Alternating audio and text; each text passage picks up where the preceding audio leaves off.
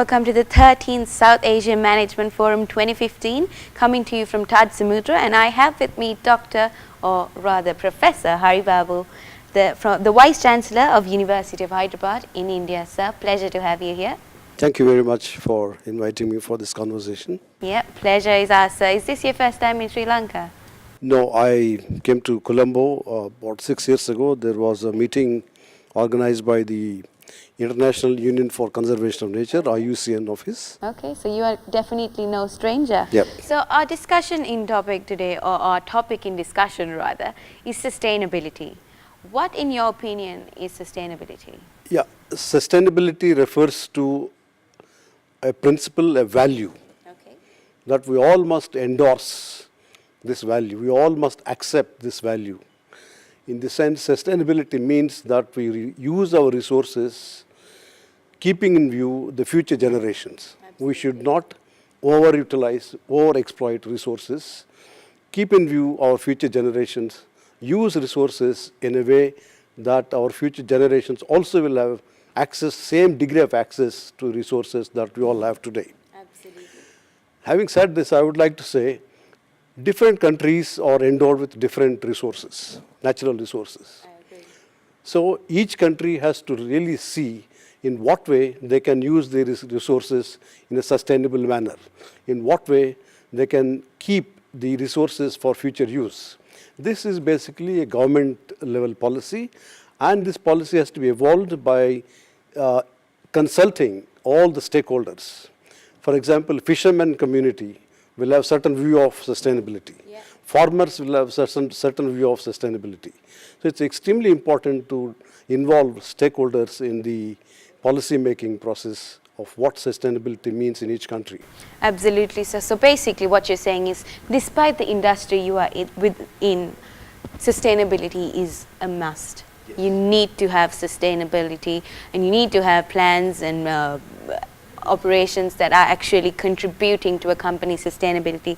So you represent a very highly known, renowned university in India. What kind of advice can you give colleges and universities in Sri Lanka on sustainability? How do you bring in sustainability into an academic context?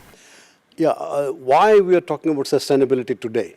If you look at the history of human civilization over the last 300 years, we've been exploiting nature, assuming that the natural resources are unlimited. That scene is no longer the case. We know that fossil fuels are limited, finite. We cannot keep on exploiting fossil fuels.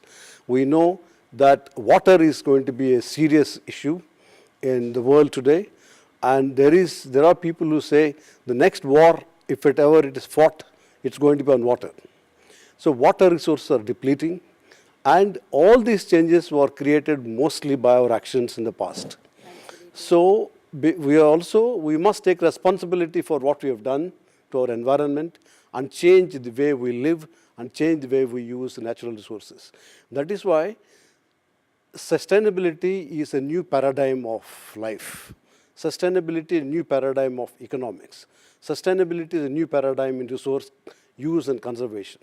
We all must subscribe to this and see that in our life we adopt the practices which are going to promote sustainability. So, for example, the most important question today we are faced with is energy question. Right? So, as I said, fossil fuel energy is going to be depleted. We cannot continuously depend on fossil fuels. We must think of alternative energy sources. One of the most important sources is solar energy. That's going to be the future energy. Now, in our university, what we did was we realized that we should move in the direction of using alternative energy. We wanted to see if we can install solar energy.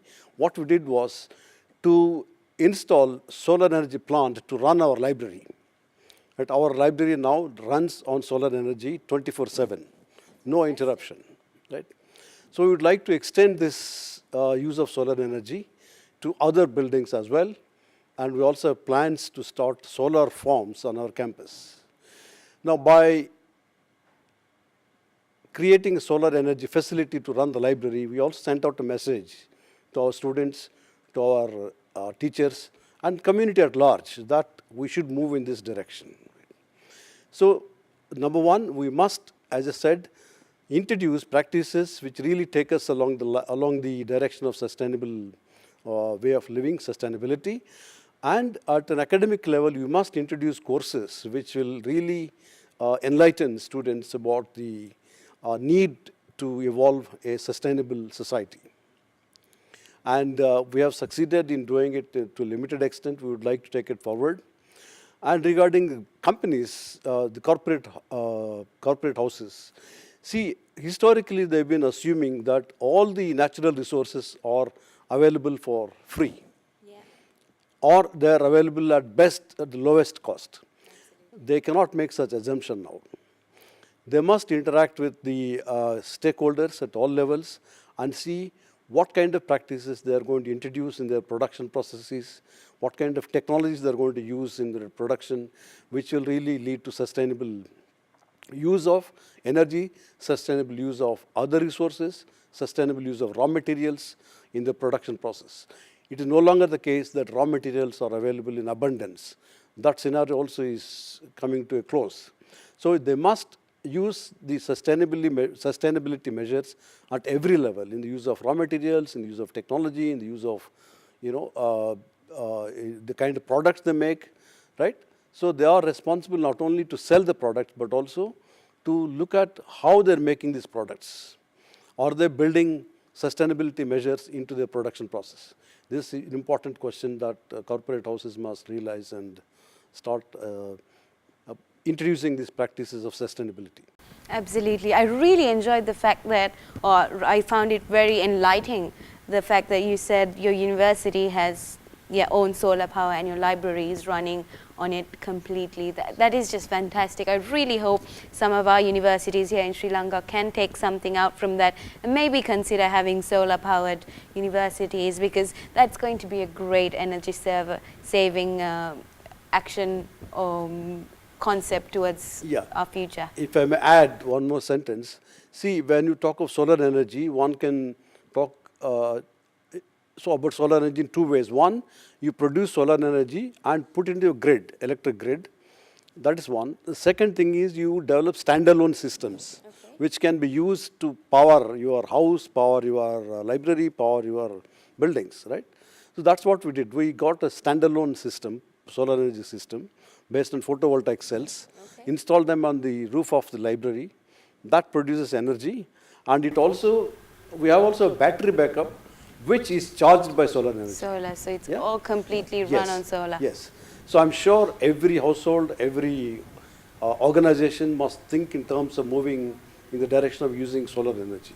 And I'm sure Sri Lanka has abundant solar energy like India has. Absolutely. Right? So we must really make use of that. Yeah. Initial costs may be more, but in the long term, it's going to be very, very economical and very, very environment friendly. Yes, it was definitely a sustainable plan, something you can do for your company or maybe even your school to make sure your company or school is actually in the sustainable era. You did touch base on both the university point of view as well as the corporate point of view. May I ask you, what sort of challenges do you foresee for companies in the coming years with regard to, being sustainable? Because as you know, we are in an era where every single company is pretty much profit crunching. It's important that you make the bottom line to survive.